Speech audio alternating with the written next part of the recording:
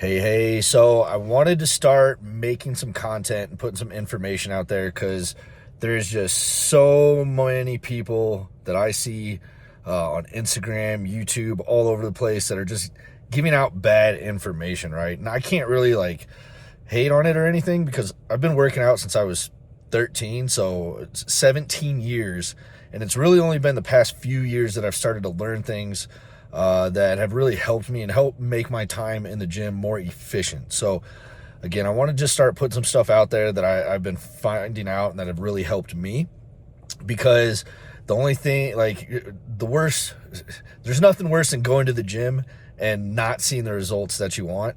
It's super demotivating, and that's usually why people stop going, right? So if I can just help, one person get to their goal, dream of losing weight, being more active, whatever, just a little bit faster, I'd love to do that, and that would make it worth it for me. So share this with whoever you'd like. Send me hate mail, send me questions about what you guys want to do. It's AYoBitch on Instagram. It's got 5 A's on it there. But yeah, so I hope you enjoy it. Today we got the upper body, yeah. So this is a great workout, whether you're just getting into the gym, just getting back into the gym, like starting back up again, or, if you don't want to be at the gym 6 days a week. So a couple of the first videos I'll get out for you guys: upper body day, a lower body day. Next week I'll get a variation of the upper body day, so it's going to be same but different. But I'll also get you guys a pull day and a push day, and then 4 days a week you'll be able to put it all together. You'll kind of see the intensity, the difference between intensity and just like pushing the weight, because I see a lot of kids just like going in there. They're working hard, don't get me wrong, but they're working their central nervous system more than their actual muscles, and that's not really beneficial. It's not what we're looking for. We're not endurance athletes, and even then that's more of a sprint. But anyway, we'll get to it here. The first workout that we will be starting with on this upper body day is going to be a shoulder press machine. Now this one converges a little bit at the top, and that's really what you're looking for, just for the most natural range of motion, right? This isn't the only thing that you can use though. You can use a Smith machine, you can use dumbbells, you can use a barbell and want to press it that way. I like to use a machine because it's gonna give you a little bit of support and allow you to push a little bit harder than if you just had dumbbells or something like that, right? Now, this is going to be my warm-up set.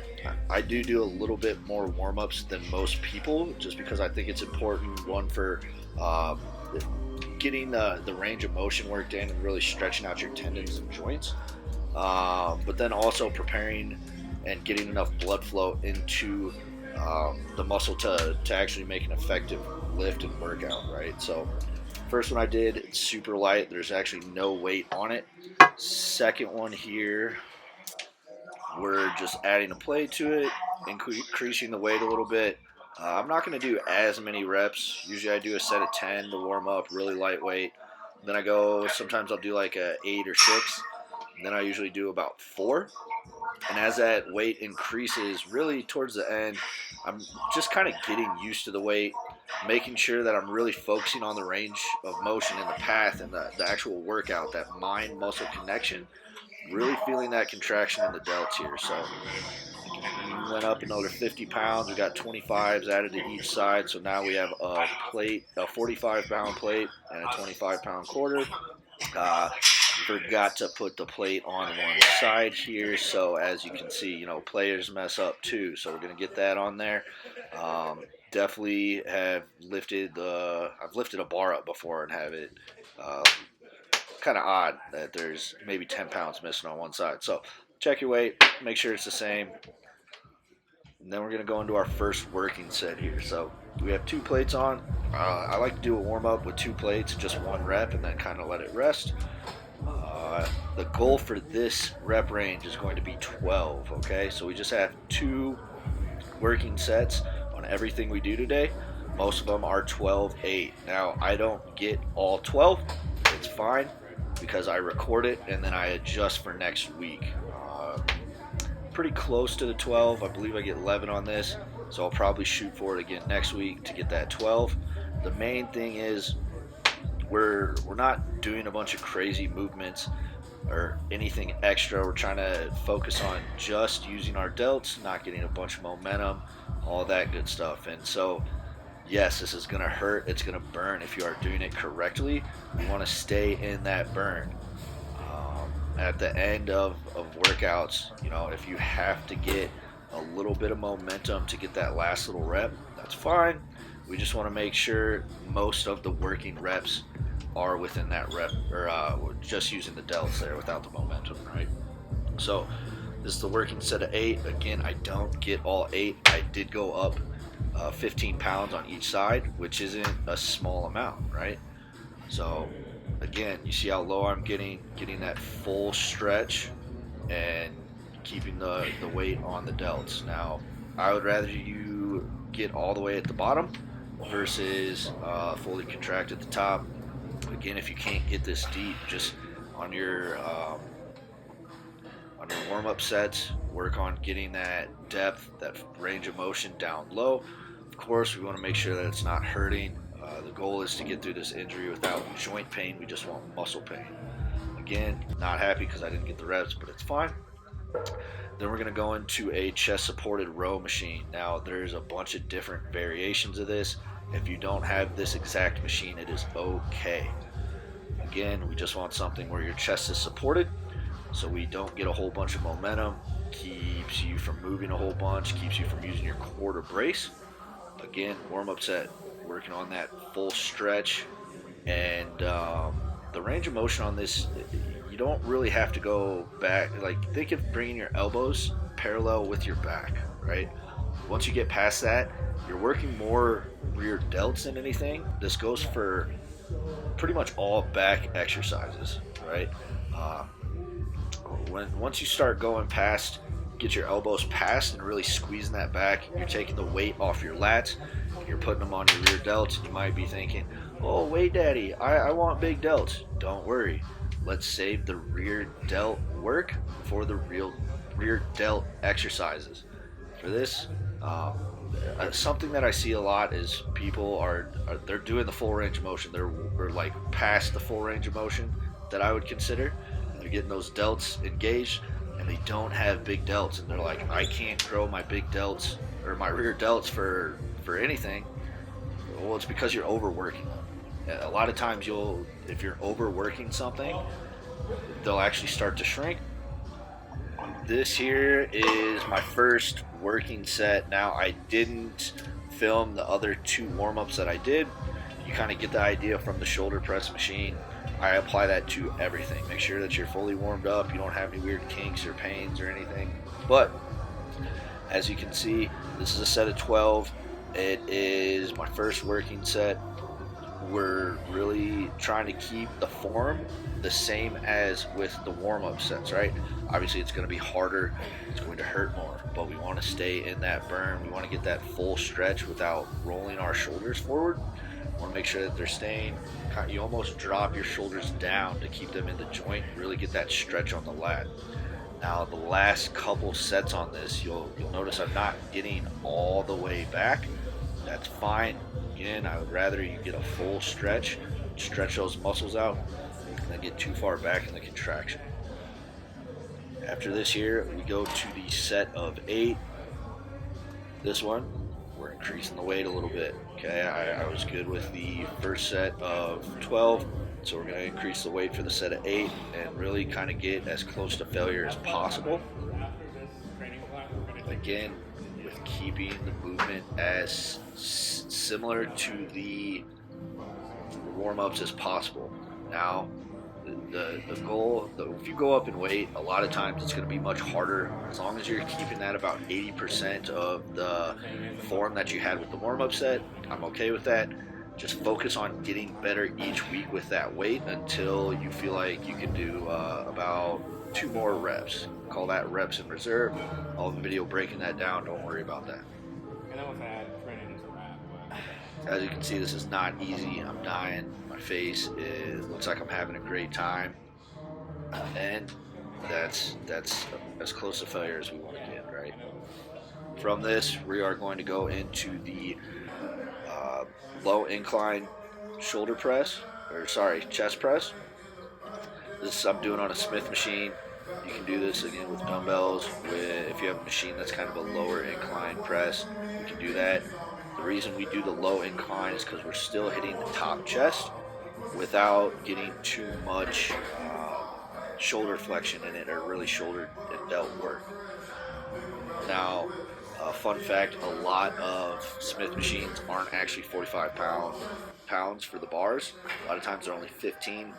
This one is 45. It's always good to know because you never want to switch up and go into a workout with way too much weight. Like if you put the same weight on a Smith machine as a bar, it's going to be completely different.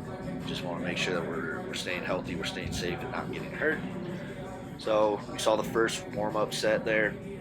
Going into the first working set, this is of 12. The following will be of 8. Now, as you can see, I'm touching the bar to my chest, but I'm keeping my chest tense. I'm keeping the weight on my pecs. I am not relaxing at the bottom of this workout. It's very important that we get the best stress possible, keep the weight on it, and we don't take a break because it's just not efficient. I want to take a break between each one. The weight isn't the end all be all. It is the overall challenge of the exercise, right? Our muscles have no idea what the weight is. They can feel how heavy it is, but there's a lot of ways that we can manipulate the workout and just increase the challenge of the weight that we have, right? Now, I am not. This is actually a pretty lightweight incline bench here.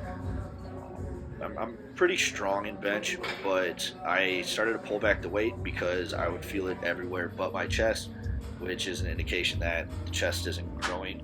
You're working other muscles more than the one that you're focusing on. Okay, this is the final working set here of 8. Some people might be thinking, how is this guy only doing 2 working sets? If you really make them count, that's all you really need. You don't need to overtax the muscles, spend a whole bunch of time in the gym.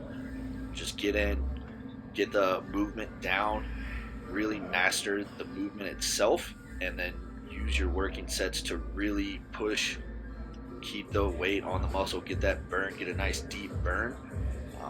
But you notice I'm not doing a whole bunch of momentum. I'm not squirming under the bar like some people, and I'm not just trying to throw the weight. I'm trying to squeeze as much as possible.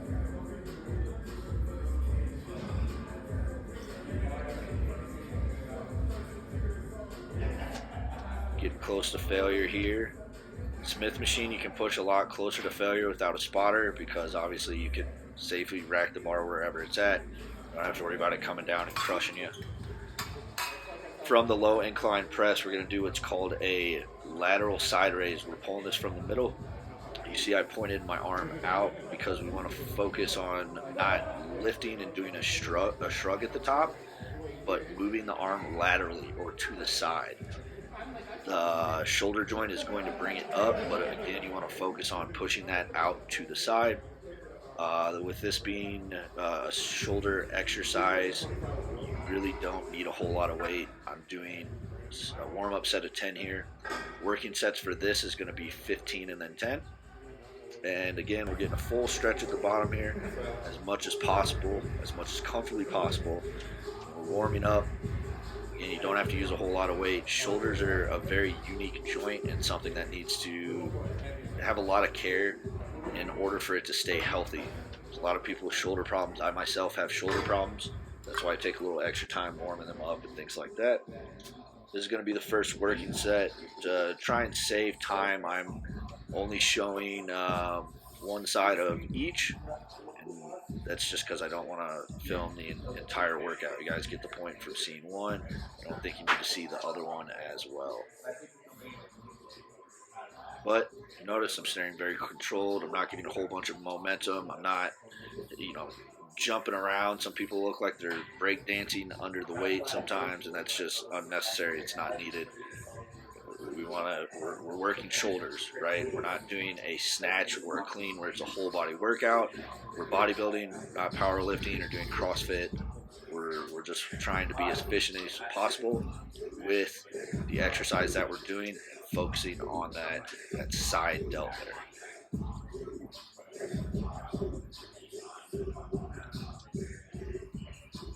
Also, with this workout, with the low, like the weight, you don't really have to go super high towards the end, because like 5 to 10 pounds is a big jump, especially for shoulders. So we want to make sure that we're really focusing and taxing out that side delt as much as possible with the weight that we have, because again, if you go from 5 pounds to 10 pounds, you're literally doubling the weight.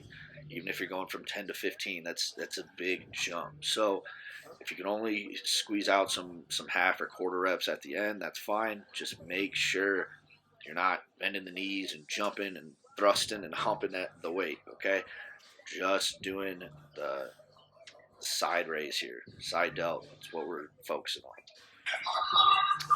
As we're finishing up the end of this set, I know not everyone is going to see value in me posting the whole workout every time. So I want to do this every once in a while, just for people that are new can kind of see and get an idea of what the intensity looks like. You know, I'm not out here absolutely killing myself and destroying my muscles.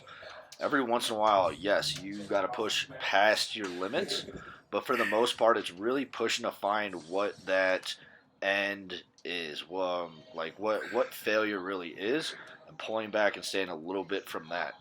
There's a lot of studies out that say going to complete failure actually isn't that beneficial. So if we can save the tax on our central nervous system, on our bodies, on our joints, let's do that, especially if we can get the same result. So we're going into arms now. As you can see, this is a tricep push down. I like to do it with a bar. You can do it with ropes. Again, we're starting all over with the warm-up set. So this is a very lightweight set, really focusing on the mind-to-muscle connection, staying kind of pretty much locked into a certain position to where you can, like, yeah, with the tricep push down, you're going to have a little bit of rock, but really just feeling out that range of motion, getting a good contraction at the bottom, squeezing the triceps, and getting a full stretch at the top. That is going to be what is optimal with everything, okay? Again, you might be very weak at the very beginning of this, so that's why the warm-up reps are good. We want to make sure with this we're not bringing our shoulders and delts into it and taking weight off those triceps. So again, good stretch, nice deep stretch. I'm not moving around a whole bunch. We're going to go into the first working set here, and the goal, just trying to make it look exactly like that last set. Squeeze it out. And so I record all my workouts as far as the weight I do and the reps I do, and then I put a dash next to it, or a slash, and I put how many more reps I thought I could have get, or if I didn't get the goal of 15 reps, I only got 12, right? I put a -3 to show that I should probably lower the weight next week. If you're within like 1 or 2 reps, if you're at like 8 to 15 and you're within 1 or 2 reps of that end rep range, you can probably stick with the same weight and shoot for it next week. You can see as we're getting towards the end, I'm getting a little bit taxed. I'm getting a little lean into it, just a very slight bit of momentum. The overall goal is to make sure we can do as much weight as possible with good form. So if you have to move a little bit, that's fine, okay? Especially if you're just getting into it, you're just working. Honestly, if this is the first time that you're doing a workout, so I switch my workouts up every couple months. And that first workout when I'm coming back in, I'm really just figuring out what weight I should be doing. Because when you're switching stuff up, you're going to get, your muscle's going to get a new stimulus that it's not used to. And so going to failure and finding out, and getting close to failure, well, staying decently far away actually, is going to give you the same results. So there's no reason to just push it and be all crazy. Figure out the new workouts, figure out the order that it's in and all that good stuff, and really just the working weight for the following week. So I didn't say, but for arms here, that first working set was 15. I did the first warm-up set that you saw, and then I did a couple more to get close to my working weight. First working set was 15. This working set is going to be of 10. strict form, squeezing it out, really making sure it's a manageable weight. I'm going to say this a million times so it gets drilled into people's head. Your muscles cannot read the numbers on the weight. All they know is the challenge that they are getting. So there's some ways to make it harder. There is a balance between weight and form, but really trying to figure that out is going to be the best bet for you. Now we're going to go into a preacher curl here. This is just a cable preacher curl machine. This isn't necessarily the exact one you have to use. You can use a plate loaded one. You can pull a preacher pad. A lot of gyms have the pads separate. You can pull it over to a cable machine, put a bar on that. That's really good as well. We're doing the warm-up set here. Nice light. I believe I did 30 pounds for a set of 10. So that's less than half the weight that I'm going to end up doing. But we're just making sure that we're warming up the muscles. We're practicing the movement. We're practicing that mind-muscle connection. Really just trying to figure out what we can do to really focus on the biceps the most. Also, if you'll notice here, my wrists aren't turned. They're straight. A lot of people actually turn them backwards and kind of have a flexion on them. And this is just to make sure that we're trying to take the forearms out of it as much as possible. Forearms get worked out pretty much everything that we do, whether it's any pulling method and anything with grip strength works your forearms. So let's try and keep those out of the bicep workouts. This is going to be the first working set here, working set of 15. I jumped up to 60 pounds for this one. I didn't do just straight jump. I did a couple. So I did that first warm up set of 10, warm up set of 10. Then I did one of, I believe, 4, and then I did like a 2, and now this is that first working set at 60 pounds for 15 reps. Once you can see at the end, I start to get taxed. I am also not leaning super over the pad. My elbow's pretty high on it, and I'm kind of trying to stay more upright. The reason for this being is it's going to hit the bicep peak a lot more, and it's more efficient. It keeps a lot of the shoulders out of it and stuff like that. So squeezing out those couple more sets. It's going to hurt. It's going to be hard. That's good. That's what we want. But we want to make sure that we don't ruin the damage that we're doing to the muscle by using way too much momentum. So make sure you're staying controlled, get a full stretch, kind of pause at the stretch, get a nice forceful contraction, and then slow back down again. It's usually about 2 seconds up, 3 seconds down. I slow it down a little more just because that's what I like to do. Nice good rep. You see I really struggled with that one, just squeezed it out. Then we're going to go to the final set. This is the last set of the workout. Obviously we want to make sure that we make it count. We're going to be tired by the time that you get to this, but the point is you're making it through the workout, you're being efficient, and you're not just sitting on the couch at home and watching Netflix, right? Now with this, the stuff that I'm sharing isn't the end all be all. Okay, there's, they say there's more than one way to skin a cat. There's a bunch of different ways to get in shape. I just want to share what I have found to be the most efficient for me, the least taxing on the joints, the body, the central nervous system, things like that. I used to just go in the gym and just old school mentality, throw the weights around, just try and put as much weight on the bar as possible and move it. And a lot of times I wouldn't do, I never knew what a deload week was, which I'll get into a video about that later on. But main thing is I would actually work myself in the ground, overtax myself, not get enough sleep, not get enough calories, and I would actually end up making myself get sick, because once your central nervous system is so taxed, your immune system starts to go, and that makes you very susceptible. Yeah, speaking's hard. Sorry, y'all. To being sick and illness and things like that. So hope you enjoyed this workout. It's a great introductory workout. Again, it's not a whole bunch of time, because you go in. We're only doing 2 working sets for each workout. Got some little flex. I like to show myself off a little bit. Really, I'm honestly just practicing. I just recently started bodybuilding, and if I don't go through my poses, I start to get stiff. Right now, my right shoulder is not opening up like it should, and that's because I took some time off posing and practicing and getting. I just got stagnant, right? So if if you want to look something like this, you got to make sure, one, that you do the work, you put the work in, and that you do it correctly. You also got to make sure that you eat healthy. You got to eat your Wheaties, not literally. Most of my diet is chicken and rice. At night, I have fish or chicken or sorry, I either have fish or steak or bison with rice. Make sure you're having your vegetables, your greens, as well as your fruits. Now, with that, I'll be making some content as far as for dieting and foods. You can really see the right shoulder here not allowing me to open up fully, and it's frustrating. So I wanted to point that out.